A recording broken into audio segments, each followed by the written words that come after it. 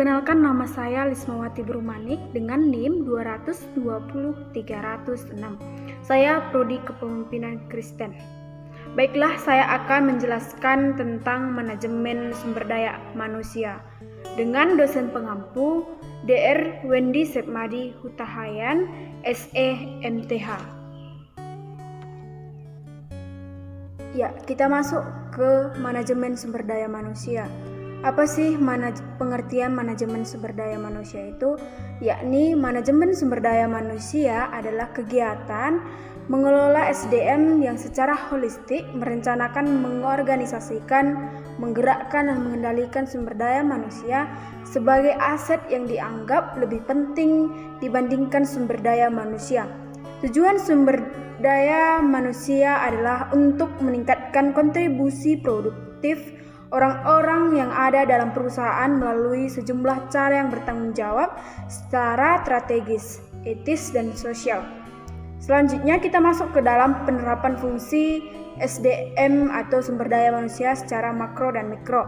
Secara makro, fungsi-fungsi pokok manajemen umum seperti fungsi manajerial dilakukan oleh bahan-bahan pemerintah yang diserahi tugas dan pengelolaan sumber daya manusia.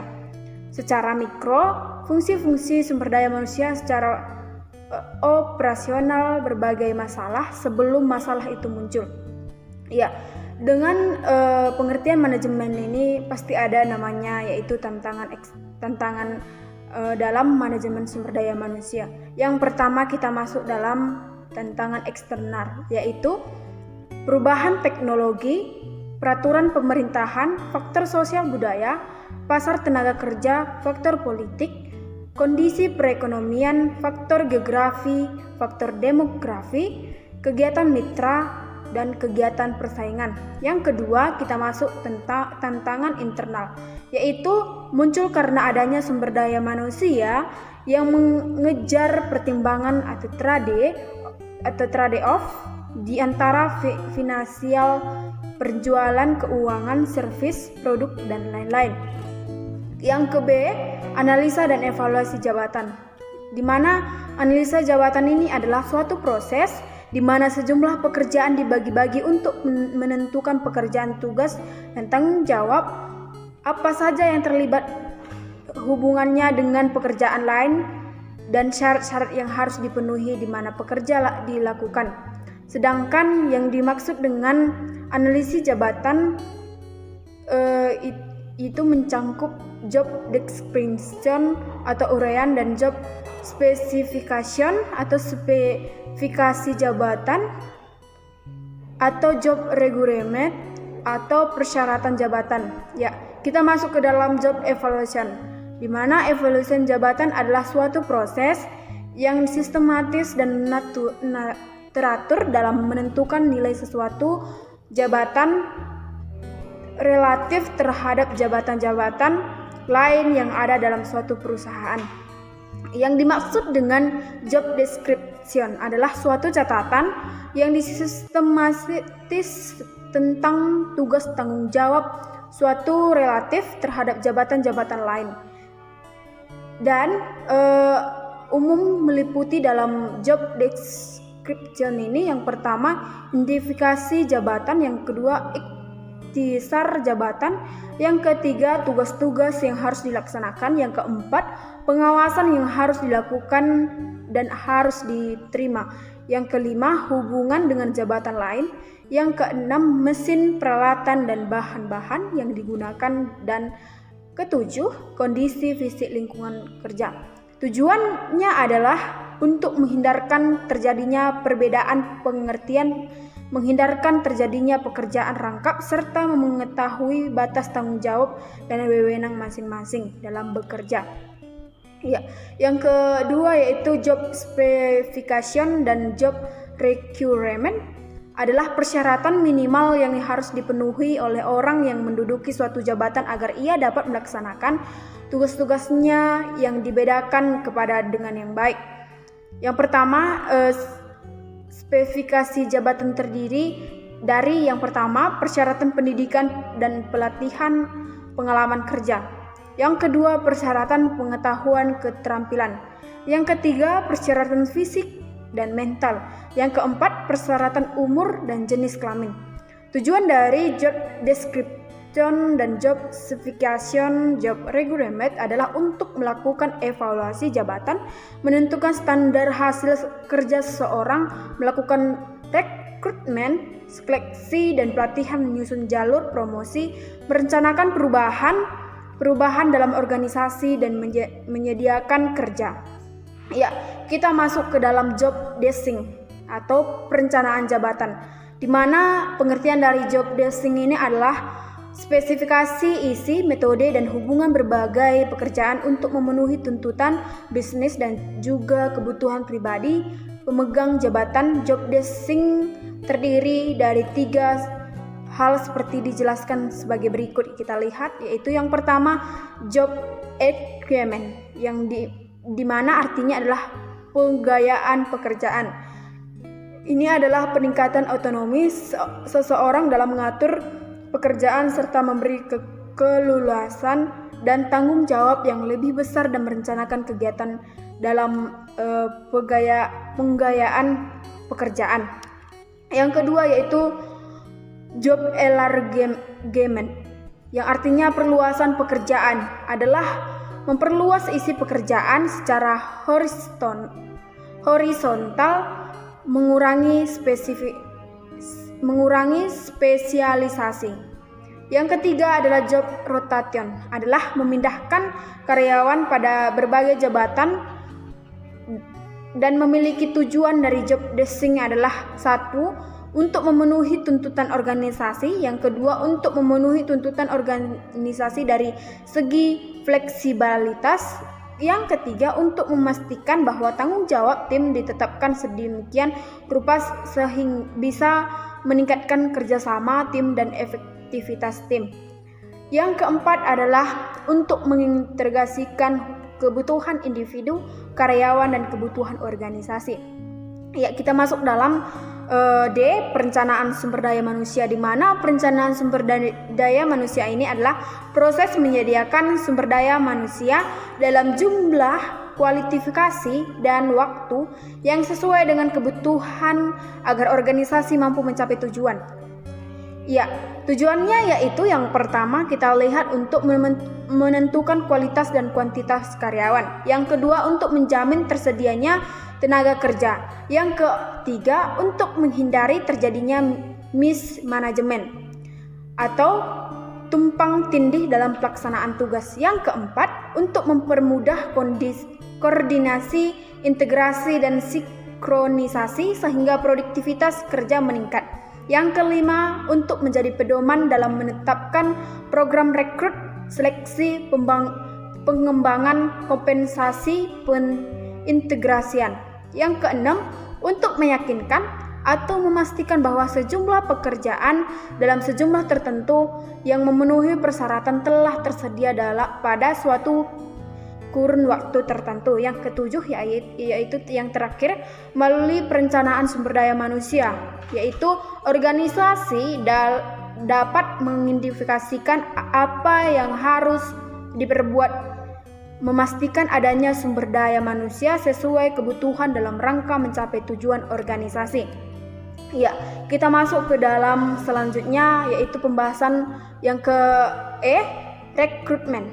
Ya, rekrutmen adalah keputusan tentang di mana dan bagaimana cara mencari calon tenaga kerja yang sesuai dengan komposisi yang direncanakan. Prinsip-prinsip rekrutmen yaitu yang pertama, mutu karyawan yang akan direkrut harus sesuai dengan kebutuhan yang dipakai untuk mendapatkan suatu yang sesuai mengacu pada hasil analisa jabatan. Yang kedua yaitu jumlah karyawan yang direkrut harus sesuai dengan job yang tersedia atau mengacu pada hasil analisis kesenjangan. Yang ketiga, biaya yang diperlukan diminimalkan. Dan yang keempat, perencanaan dan keputusan strategis tentang perekrutan. Yang kelima, fleksibilitas. Yang keenam, pertimbangan-pertimbangan hukum. Ya, kita masuk ke tahap yang selanjutnya, kalau sudah ada rekrutmen pasti ada, yaitu tentang seleksi, di mana seleksi adalah pemilihan calon tenaga kerja yang dianggap paling sesuai bagi perusahaan atau paling penting memenuhi persyaratan jabatan. Seleksi dilaksanakan tidak hanya untuk menerima karyawan baru saja, tetapi dapat pula dilakukan karena untuk berkembang atau menerima karena adanya peluang jabatan. Ya, kita masuk ke dalam peluang jabatan ini sehingga dapat diperoleh sumber daya manusia yang berkualitas sesuai dengan kebutuhan, yaitu yang pertama keakuratan, yaitu kemampuan dari proses seleksi untuk secara tepat dapat diprediksi kini kerja pelamar. Yang kedua, keadilan, di mana keadilan adalah memberi jaminan bahwa setiap pelamar yang memenuhi persyaratan diberikan kesempatan yang sama di antara sistem seleksi. Yang ketiga, keyakinan, artinya tahraf orang-orang yang terlibat dalam proses seleksi, yakni akan manfaat yang ada dalam bekerja, yaitu adanya keyakinan dari karyawan. Ya, kita masuk ke tahap berikutnya, yaitu penempatan dan orientasi, di mana penempatan adalah penguasaan seseorang tenaga kerja pada suatu jabatan baru atau jabatan yang berbeda dari sebelumnya. Ya, sedangkan orientasi adalah suatu kegiatan yang dimaksudkan untuk memperkenalkan pegawai baru pada perusahaan atau tugas-tugas lingkungan kerja, kelompok kerja atau atasan baru. Ya. Manfaat orientasi antara lain untuk mengurangi start of cards atau pegawai baru, mengurangi rasa cemas, mengurangi rate turnover, pegawai menghemat waktu dalam bekerja. Ya, selanjutnya kita masuk dalam kini kerja dan penilaian prestasi, di mana kini kerja merupakan perilaku nyata yang ditampilkan setiap karyawan sebagai prestasi kerja yang dihasilkan sesuai perantarannya dalam perusahaan. Atau penilaian kini kerja adalah pengukuran kecakapan kemampuan karyawan dalam melaksanakan suatu pekerjaan dengan menggunakan tolak ukur tertentu secara objek dan dilakukan secara berkala. Ya, kita masuk ke dalam tujuan nilai yang berorientasi pada masa lalu.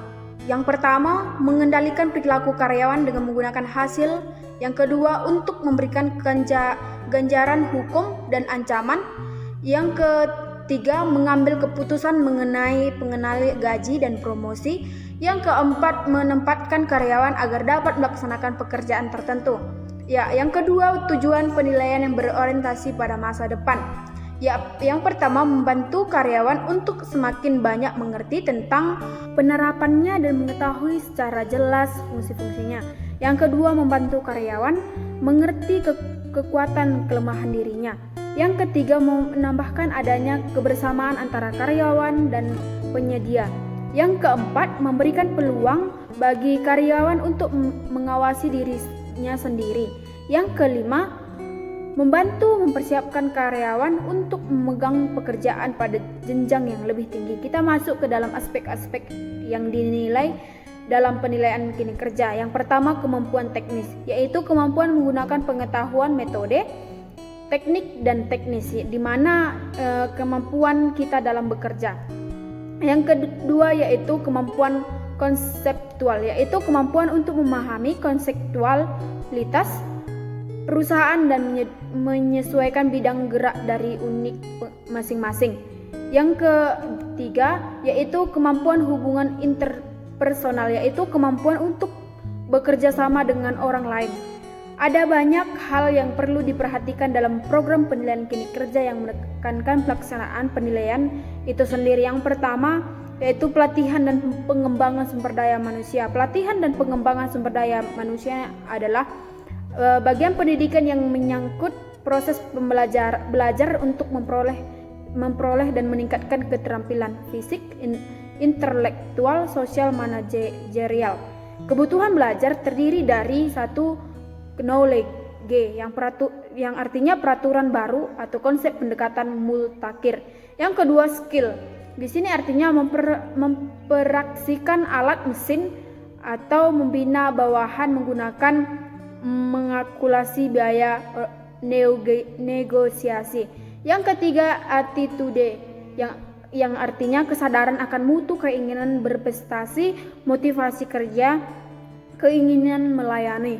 Yang kita masuk ke dalam beberapa prinsip belajar yang diperhatikan dalam pelatihan. Yang pertama itu motivation. Manusia bersifat goal oriented yang sehingga perlu ada alasan untuk belajar.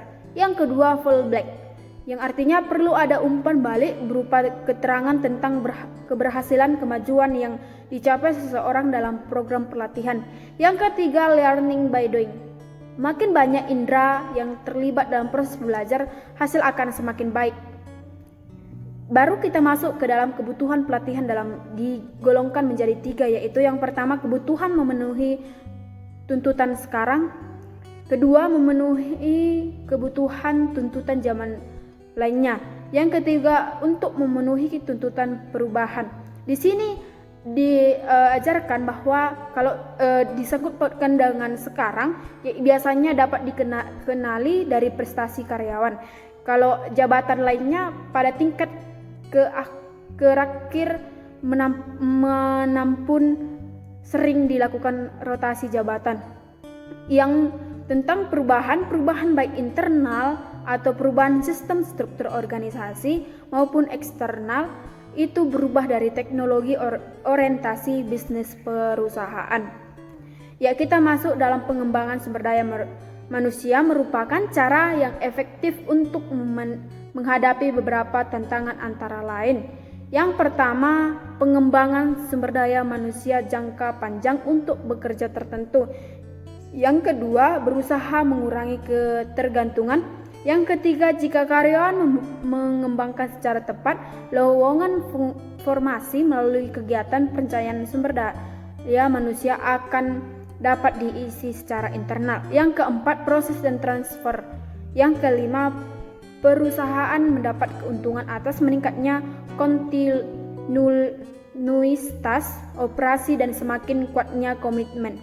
Ya, kita masuk ke yang selanjutnya, yaitu perencanaan dan perkembangan karir, di mana karir adalah rangkaian dari pengalaman seorang karyawan dari posisi yang satu ke posisi yang lain selama masa kerjanya. Yang kedua, perencanaan akhir adalah proses hingga seorang dapat memiliki tujuan karir serta jalan untuk mencapai tujuan tersebut.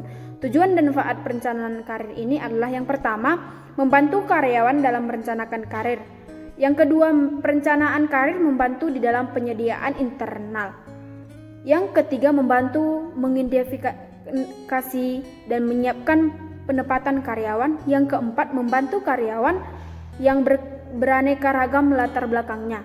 Yang kelima, meningkatkan perhatian kesepakatan karyawan akan loyalitasnya. Yang keenam, mendorong karyawan untuk lebih selektif dan menggunakan kemampuannya. Yang ketujuh, mendorong karyawan untuk tumbuh dan berkembang. Yang kedelapan, menjadi karyawan sadar dan penting kualifikasi karyawan. Yang kesembilan, adanya kesempatan pada karyawan untuk tumbuh dan berkembang. Yang kesepuluh, membantu menyiapkan pekerjaan yang lebih penting serta melaksanakan rencana kegiatan. Ya, kita masuk dalam perkembangan karir adalah merupakan salah satu fungsi manajemen sumber daya manusia untuk membantu individu karyawan merencanakan karir mereka di masa depan dalam suatu perusahaan dengan harapan dapat membantu perusahaan tersebut dalam mencapai tujuan yang lebih maju. Ya, kita masuk tujuannya. Yang pertama, kita dari program perkembangan karir adalah suatu menyelesaikan antara kebutuhan dan tujuan karyawan dengan kesepakatan karir dengan tersedia di perusahaan saat ini. Ya, kita ketahui terdapat 3 poin dalam perjalanan karir yang cukup krusial, yaitu yang pertama, pada saat karyawan mulai dikontrak, pengalaman kerja di awal bekerja memiliki pengaruh yang penting dalam membentuk karir mereka. Yang kedua yaitu tentang mid career atau pertengahan karir. yaitu kondisi di mana karir sesuai mulai menghadapi tekanan dan tanggung jawab. Yang ketiga, masa pensiun. Pekerja menghadapi ketidakpastian dalam bekerja akibat kondisi ekonomi, sosial, dan hubungan internasional. Ya, kita masuk dalam perkembangan karir individu, di mana kita masuk yang pertama job performance, yang berarti prestasi kerja. Yang kedua exposure, yang artinya pengetahuan apa yang diharapkan. Yang ketiga networking, jaringan kerja berarti peroleh exposure di luar perusahaan. Yang keempat resignation, terjadi bila perusahaan tidak memberi kesempatan. Yang kelima organization loyalty, yang artinya kesetiaan terhadap organisasi. Yang keenam mentors and supervisor, yang artinya mentor dan bimbingan. Yang ketujuh case subordinates, yang artinya manajer yang berhasil bersadar pada bawahan. Yang kedelapan growth opportunities, karyawan hendaknya diberi kesempatan untuk meningkatkan kemampuannya. Kesembilan yaitu international experience, untuk orang-orang yang mendekati posisi operasional. Ya, kita masuk dalam tahap-tahap perkembangan karir individu. Yang pertama fase awal, fase yang membentuk peningkatan pada perhatian untuk memperoleh jaminan. Yang kedua fase lanjutan. Yang ketiga fase mempertahankan. Yang keempat fase pensiun. Dalam perkembangan karir individu terintegrasi dengan perencanaan sumber daya. Memiliki tujuan yang pertama membantu karyawan menganalisis kemampuan. Yang kedua merupakan hal yang krusial di mana manajemen dapat meningkatkan produktivitas. Yang selanjutnya sistem kompetensi, di mana kompetensi adalah sesuatu yang diterima karyawan sebagai pengganti kontribusi. Memiliki tujuan manajemen kompensasi. Yang pertama yaitu memperoleh sumber daya manusia berkualitas. Yang kedua mempertahankan karyawan yang ada. Yang ketiga menjamin keadilan, baik keadilan internal atau syaratkan bahwa pembayaran dikaitkan dengan nilai relatif. Yang keempat, penghargaan terhadap perilaku yang diinginkan. Yang kelima, mengendalikan biaya sistem operasi yang rasional. Yang ketujuh, mengikuti aturan hukum sistem gaji. Yang kedelapan, memfasilitasi pengertian sistem manajemen kompetensi. Kita masuk ke dalam jenis kompetensi. Yang pertama kompetensi finansial, yang kedua kompetensi non finansial. Ya, lanjutan dari kompetensi ini kita masuk dalam audit sumber daya manusia, adalah kegiatan analisis dan evaluasi sistematis tentang kegiatan sumber daya manusia. Fungsi utamanya adalah memberikan umpan bagi baik kepada manajemen maupun spesialisasi. Ya, kita masuk ke dalam 5 pendekatan utama dalam audit sumber daya manusia. Kompetensi yang pertama yaitu comparative approach, yang artinya pendekatan komparatif. Organisasi melakukan pembandingan organisasi. Yang kedua authority approach, pendekatan otoritas eksternal. Yang ketiga yaitu statistical approach, di mana pengertian pendekatan statistik dari keberadaan beberapa data yang tersimpan. Yang keempat yaitu complication approach, di mana pendekatan pemenuhan dengan elemen-elemen percontohan dari sistem informasi sumber daya manusia. Yang kelima yaitu manajemen by objective approach, atau pendekatan manajemen berdasarkan sasaran, dengan mendekatkan MBO yang diaplikasikan dalam wilayah fungsional sumber daya manusia. Audit dapat membandingkan hasil aktual dengan tujuan yang lebih tetapkan berbagai wilayah sumber daya manusia yang kini kerjanya rendah dari Dileksial yang dilaporkan untuk segera terdapat tanggapan korektif. Ya, sekian dari hasil pemaparan saya atau hasil dari tadi yang menceritakan manajemen sumber daya manusia. Dan saya ucapkan buat yang menonton, terima kasih untuk waktunya yang mendengarkan, dan juga saya ucapkan shalom dan salam sejahtera.